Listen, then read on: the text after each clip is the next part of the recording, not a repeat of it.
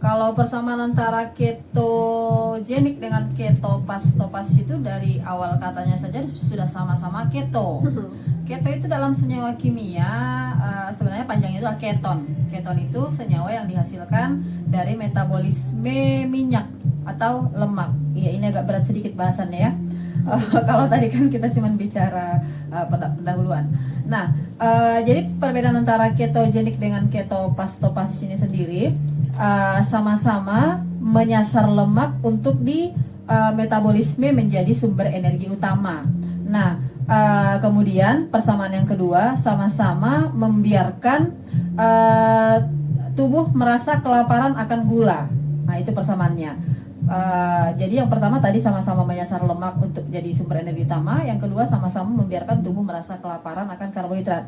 Itu persamaan antara ketogenik dengan ketopastopasis. Tapi ada beberapa netizen lah kita bilang ya, karena orangnya nggak jelas, yang mengatakan kalau ketopastopasis ini lebih ekstrim daripada ketogenik. Iya, kenapa lebih ekstrim? Karena setelah kita lapar masih dibiarkan lagi lapar dalam jendela waktu 6 sampai 12 jam. Mungkin kalau seperti saya orangnya yang suka makan mungkin nggak tahan ini karena nggak makan nasi aja rasanya gimana, apalagi setelah nggak makan dibiarkan berpuasa. Nah, apalagi jajanan di luar itu menarik-menarik semua. Luar biasa menarik Bu, memang. Iya. Menggoda semua. Iya Mbak Nada. Itu jadi itu perbedaan antara ketogenik dengan persamaan ketogenik dengan ketopastopasis. Oke. Dan kalau misalnya ini kita bisa pilih salah satu atau memang harus kedua-duanya kita jalani Bu? Boleh kita pilih salah satu dan nggak milih pun boleh. Nggak milih pun boleh. Bagi yang pengen Iya. tapi dia mungkin berat kalau kedua-duanya gitu. Karena kalau kamu sudah melaksanakan ketogenik berarti kamu cuma mengurangi saja. Tapi kalau sudah melaksanakan ketopastopasis berarti kamu melaksanakan ketogenik juga. Jadi kalau udah ketopastopasis berarti kamu sudah melaksanakan ketogenik. Tapi kalau melaksanakan ketogenik ya merasa lapar saja. Jadi perbedaannya bedanya di mekanismenya itu kalau ketopastopasis itu bagian panjangnya dari si ketogenik tadi. Baik. Itu dia. Jadi kalau Mbak Nana mau pilih yang mana nih? Ketopastopasis atau ketogenik? Permulaan mungkin ketogenik dulu ya Bu ya. Ketogenik dulu. Oke deh. Kemudian kalau misalnya di ketogenik dan ketopastopasis ini tidak mengonsumsi karbohidrat sama sekali. Nah, ada nggak Bu mungkin excuse gitu untuk orang yang pengen nyoba diet ini tapi nggak makan karbohidrat sama sekali gitu. Jadi mungkin ada takaran tertentu untuk yang memang sama sekali nggak bisa mengonsumsi, kalau nggak mengkonsumsi karbohidrat tapi pengen diet ini gitu. Oke. Sebenarnya di ketogenik itu ada dua pilihan. Ada sama sekali tidak konsumsi karbohidrat dan satu lagi mengurangi. Karena kan nggak semua langsung tahan tanpa karbohidrat ini kan. Jadi normalnya kan kita sehari itu butuh 2100 kalori per hari. Nah, jadi kalau di ketogenik ini karbohidratnya disedikitkan. Jadi nanti komposisinya itu 70-75% itu berasal dari lemak, kemudian 20%-nya mungkin berasal dari protein, dan 5% yang kita sedikitkan itu si karbo. Baik. Gitu dia. Jadi mengurangi. Jadi, kalau misalkan Mbak Nada nggak tahan nih, saya nggak tahan nih kalau nggak makan karbo, boleh. Karbohidratnya jangan dihilangkan, tetapi dikurangi. Iya. Oke. Kemudian untuk diet ketogenik dan ketopastopasis ini seperti apa efeknya Bu? Dan mungkin berapa lama amannya gitu? Oke. Nah. Semua yang kita lakukan itu baik dia ketogenik, baik dia ketopastopasis itu baiknya dikonsultasikan dulu ke dokter karena ini nggak main-main ya, karena kita bicara nutrisi. Nah, nanti kalau kita nggak menghitung kebutuhan kita sehari bisa terjadi malnutrisi kan. Untuk ketogenik atau ketopastopasis ini sendiri untuk jangka pendek kan pasti punya efek nih.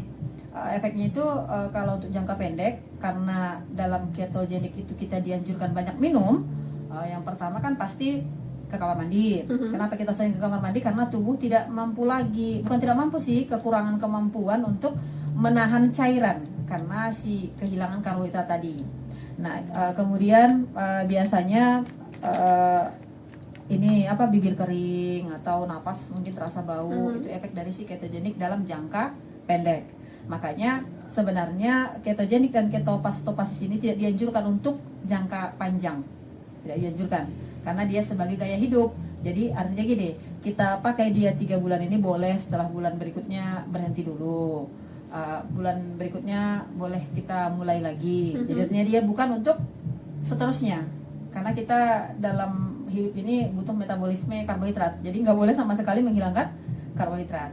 Nah, jadi sebelum kita melaksanakan ketogenik atau ketopastopasis itu baiknya konsultasi dulu ke dokter gizi.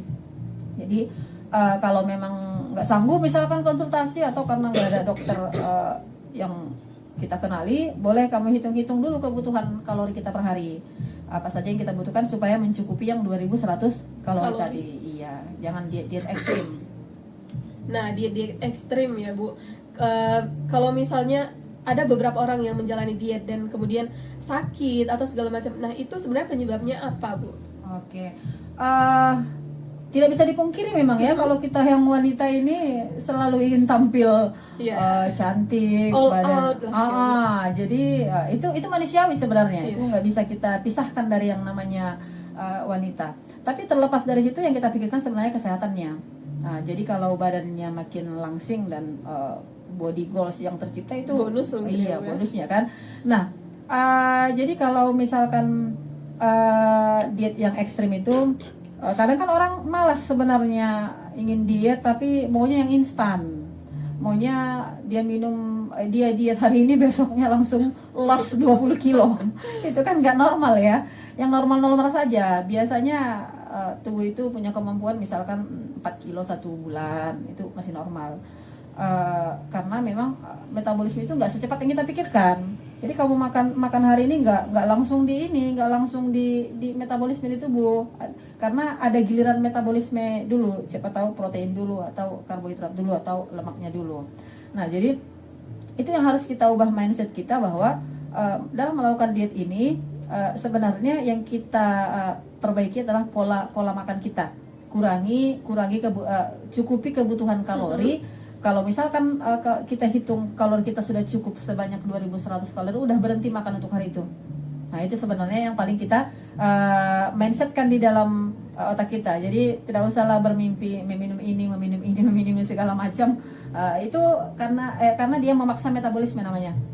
Iya, memaksa metabolisme. Tapi kalau misalnya ada banyak di sosial media gitu, banyak. Diet ala public figure mungkin gitu ya Bu. 1 hari turun 1 kilo gitu. Itu mungkin nggak sih Bu? Kalau kita bicara mungkin atau tidak mungkinnya, memang sudah terjadi kalau dia yang membawakan kan. Kita nggak tahu prosesnya itu seperti apa. Cuman kita lihat apalagi public figure-nya ini awalnya 60 kilo, sebulan kemudian loss menjadi 40 kilo misalkan kan. Secara metabolisme itu nggak sehat. Karena pada dasarnya apapun jenis diet kita yang mampu meloloskan berat badan secara instan itu nggak bagus untuk kesehatan karena dia memaksa liver bekerja terus menerus. Nah, jadi kalau saran saya kalau mau melakukan diet yang sesuai dengan diri kita, kemudian yang logika saja, maksudnya bisa kita pikirkan dan bisa dipertanggungjawabkan secara moral kan.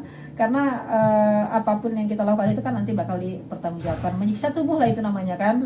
Iya, padahal hari ini nggak seharusnya loss yang 1 kilo kita paksa loss 1 kilo gitu. Iya.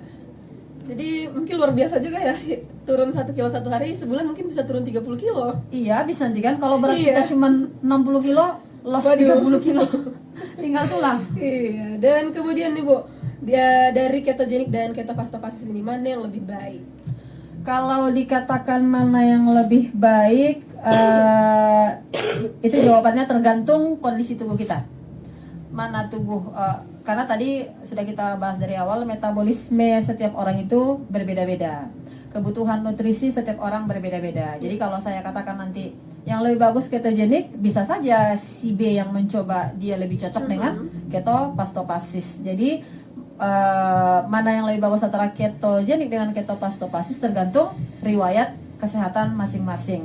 Tapi sesumber dari beberapa orang mengatakan kalau ketopastopasis lebih ekstrim dibanding ketogenik karena lebih lama kita laparnya di ketopastopasis dibanding di ketogenik. Ketogenik, oke. Iya, seperti Dan itu. kita pengen tahu juga nih Bu, biasanya menu-menu diet ketogenik dan ketofastofasis ini apa? Oke, kalau bicara menu ini berarti apa namanya ya? Bicara kantong lah ini kan? Iya. Iya.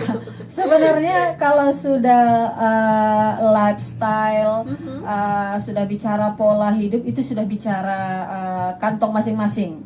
Jadi kalau dikatakan saya ingin gaya hidup sehat itu siap-siap dong dengan biaya yang ekstra kan, karena kalau gaya hidup sehat itu kan makanannya ada orang yang beberapa orang yang ini yang apa namanya ya, yang harus yang organik kan, kita tahu bahan-bahan organik itu mahal. Nah seperti itu. Jadi kalau dikatakan menunya apa aja sih, menunya itu ya namanya juga kita mengurangi karbo, kita kurangilah yang mengandung karbo, seperti nasi kita kurangi, kentang kita kurangi, apalagi ya yang mengandung karbo, kentang, jagung, dan ada memang beberapa buah yang mengandung kadar gula yang tinggi seperti semangka.